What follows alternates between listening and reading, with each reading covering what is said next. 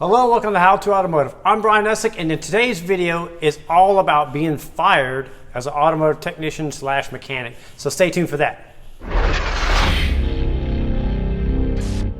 Okay, so these are in no particular order, but these are all ways that you can be fired as an automotive technician. So I'll start out with driver's license. If you don't have a good standing driver's license, you can't drive the cars, you can't work in a shop. Then a lot of shops won't insure, an unlicensed driver, so that's a big problem. So make sure you're not out there getting DUIs and doing street racing or anything like that to lose your license, because you may lose your job. So number two is going to be trying to hide something that you may have broke while you were working on a vehicle. So I'll give you an example of something that happened to me when I first started working on cars. I broke the little vent tube off the radiator accidentally, it snagged on my shirt or something like that, and it broke it. Now, this is my first automotive job, and I was scared, and I tried to cover it up by gluing it back on. So a couple months later, after gluing it back on, it broke off, and the car overheated. The customer came in, and the owner of the shop saw that it was glued back on, and he asked me if I did it. I fessed up at the time. Now, at that time, he could have fired me on the spot, for hiding that. Luckily for me, I had a good boss that explained to me, hey, if you break stuff happens in the shop, and if you break it, you man up, you own up to it, and we'll get this taken care of. Stuff happens, so we'll pay for the radiator, you pay for the labor. That's just the cost of doing business. Things happen. But it was 10 times worse for me trying to hide it. So I was lucky he didn't fire me for that, but you could be fired for doing stuff like hiding stuff that you messed up. On that topic, we'll just talk about comebacks. If you have a ton of comebacks, shops don't like that. That may be a reason for them to fire you or let you go.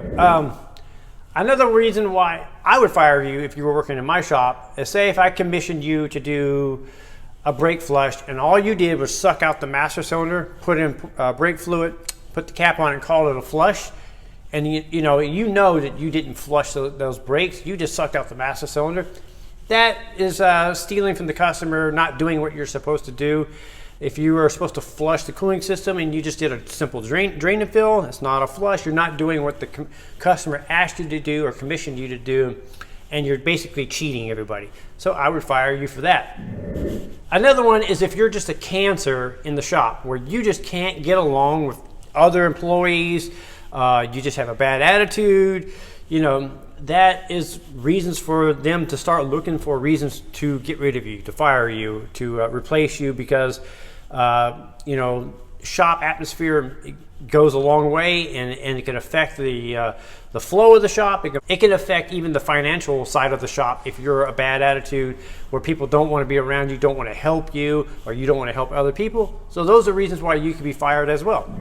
Another common one is there's the bad apples in this industry that will steal the change and stuff out of customers' cars.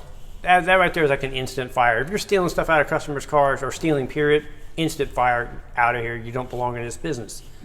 Another one that's not necessarily a pet peeve of every shop, but some shops it matters a lot, which is coming in late. If you're one of those technicians that come in late all the time, 5-10 minutes every single day, some shops may let you get away with it. Other shops don't tolerate that at all, and you may be fired for that.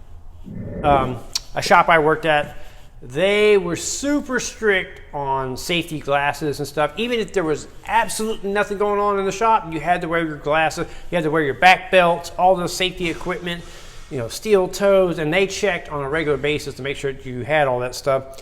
So I got written up for this one, where it was like 10 minutes till 5. Everything was closed down. We weren't working with tools. We were ready to go, but I did not have my safety glasses on, and that was their rule, and they wrote me up for that. Now, if I had offended that, they could have fired me for that. So, that could be a shop-by-shop scenario there.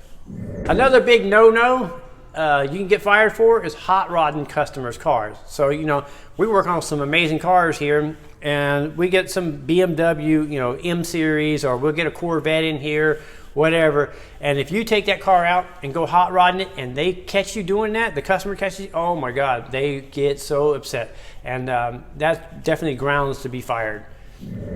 Another reason why you may be fired is if you have a drug or alcohol problem. If you, you know, a lot of shops have a zero tolerance on any drug and alcohol abuse in any shape. And some of them, you know, are a little lenient. Some independent shops, most dealerships and stuff like that are pretty strict on no drug and alcohol.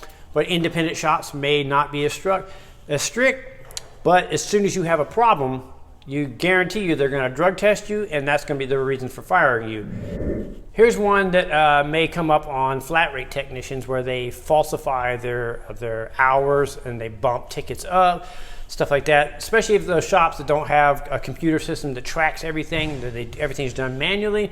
That is a good way to get yourself fired, is by scamming hours, you know, adding a few tenths here, a few tenths there, whatever that may be. That can get you fired really quick. So hopefully you're not doing any of these things to get yourself fired. I'm Brian Esser from How To Automotive. I'd like to thank you guys for watching, encourage you to subscribe, invite you to head over to the howtoautomotive.com website for more valuable videos like this. Thank you again for watching.